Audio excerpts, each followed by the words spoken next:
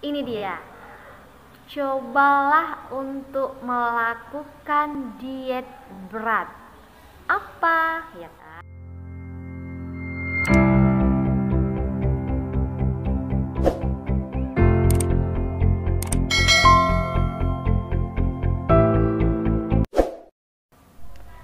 Halo, selamat datang di channel saya, Sari Lovely.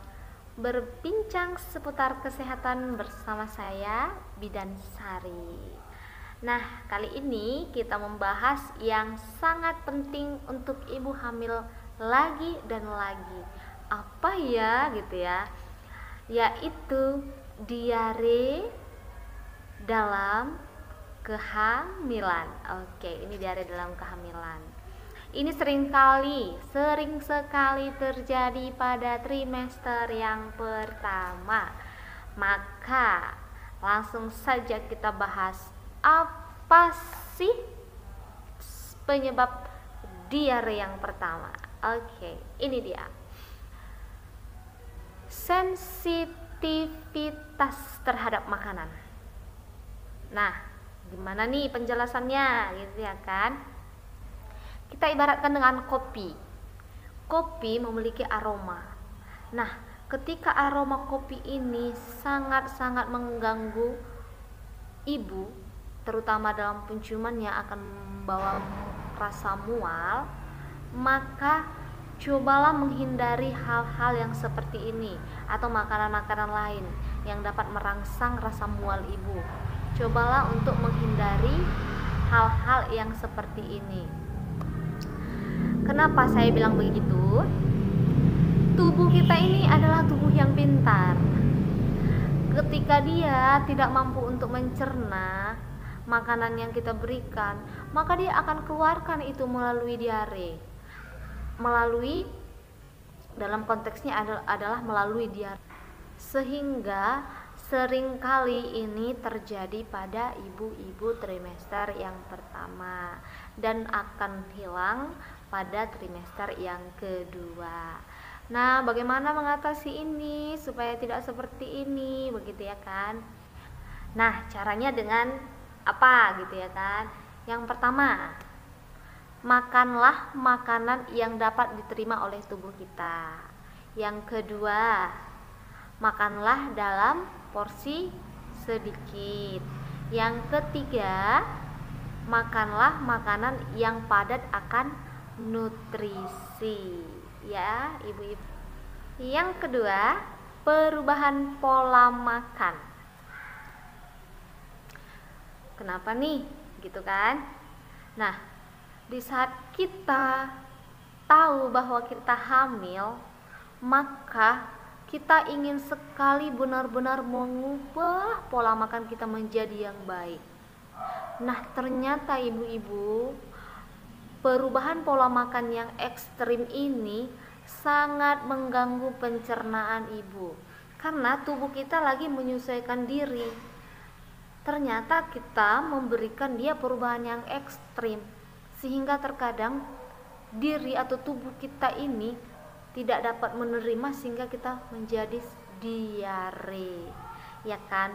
Memang ibu-ibu banyak sekali nutrisi, kebutuhan yang betul-betul kita ingin penuhi, namun cobalah untuk memperkenalkan itu secara perlahan-lahan.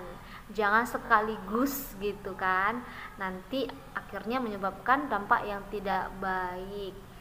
Nah, tubuh kita ini sendiri akan mengerti apa yang benar-benar dibutuhkan oleh janin kita dan diri kita untuk mencapai kesehatan yang maksimal.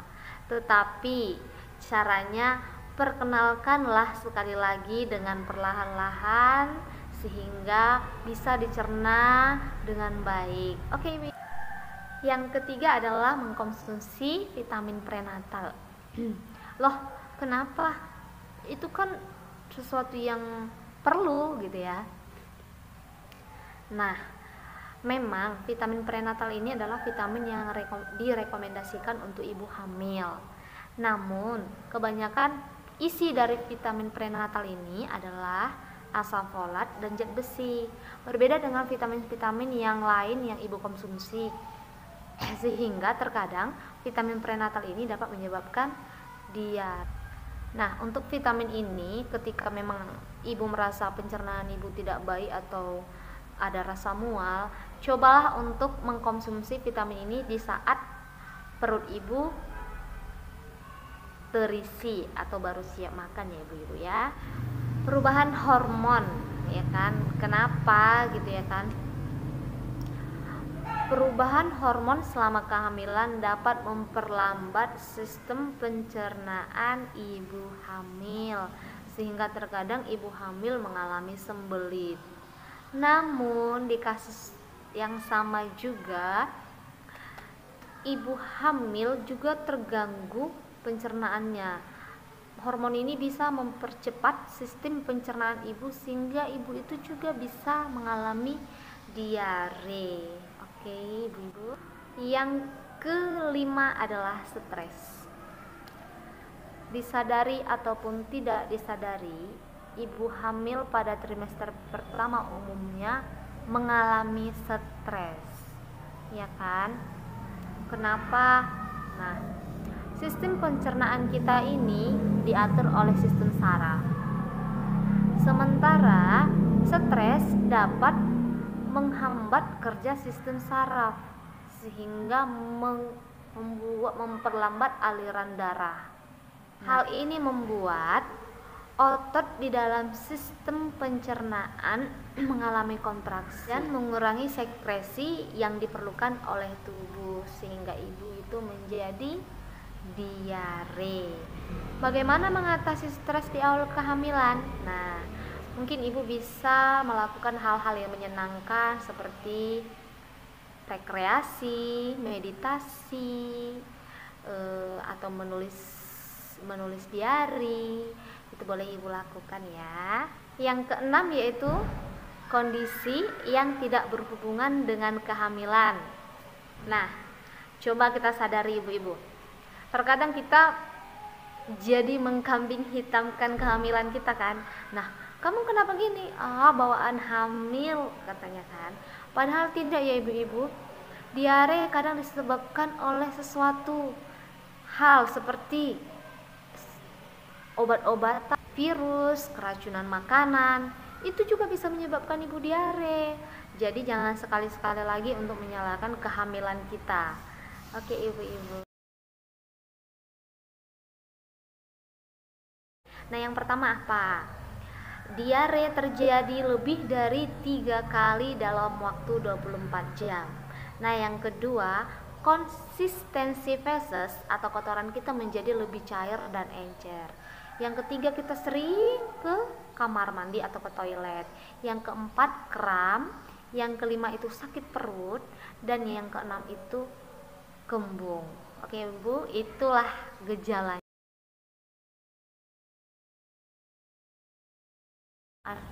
Diare dalam kehamilan bukan tidak memberikan ancaman langsung kepada bayi. Namun jika dibiarkan, diare ini dapat menimbulkan dehidrasi dan kekurangan nutrisi yang dapat membahayakan.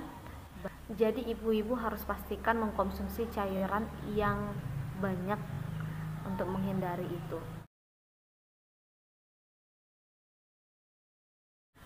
Jika tidak diobati, diare dapat menyebabkan dehidrasi parah yang dapat membahayakan ibu dan janin. Oleh karena itu, sesegera mungkinlah ibu ke pelayanan kesehatan jika menemukan pertama, ada darah dalam kotoran. Yang kedua, demam dari 39 derajat Celcius sampai dengan lebih. Nah, yang ketiga, diare lebih dari 48 jam. Selanjutnya, ada muntah dan sakit perut bagian bawah. Lalu tidak merasakan gerakan janin. Segeralah ke pelayanan kesehatan.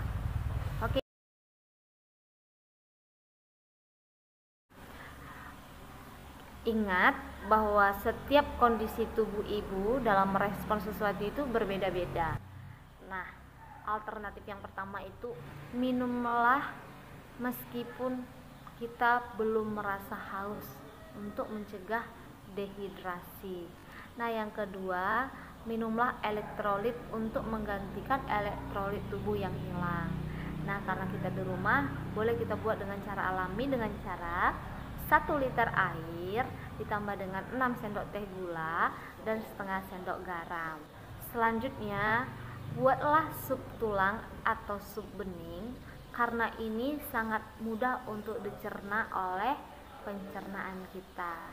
Hindari makanan yang berlemak tinggi, goreng-gorengan, makanan kaya serat karena ini akan mempersulit dalam pencernaan tubuh. Konsumsi probiotik seperti yogurt, kimchi, tempe, dan lain-lain. Ini dia. Cobalah untuk melakukan diet berat. Apa? Ya kan? Bananas, rice, apple,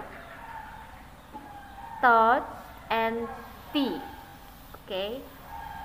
Pisang, nasi, apel, roti panggang, dan teh. Oke, ibu-ibu.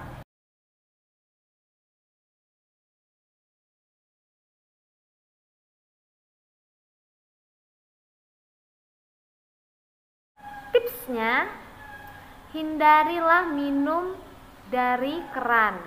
Apalagi kita lagi berpergian ke luar negeri. Yang selanjutnya, jangan makan buah yang tidak dikupas. Yang selanjutnya, hindarilah lingkungan yang kotor. Dalam kehamilan, kita sangat perlu untuk meminimalkan makanan yang kita konsumsi, seperti obat-obatan. Konsultasikan dulu ke tenaga kesehatan yang terdekat apakah itu bisa untuk ibu-ibu konsumsi atau tidak, karena itu sangat berpengaruh pencernaan ibu yang sensitif. Oke, ibu-ibu. Nah, untuk video kali ini saya akhiri sampai di sini. Semoga info yang saya berikan bermanfaat untuk ibu-ibu semua. Mohon dukung channel ini dengan cara klik tombol subscribe yang di bawah warna merah, like dan share-nya agar saya semakin semangat untuk menyebarkan informasi-informasi kesehatan yang ibu butuhkan. Sekali lagi terima kasih, sampai ketemu di video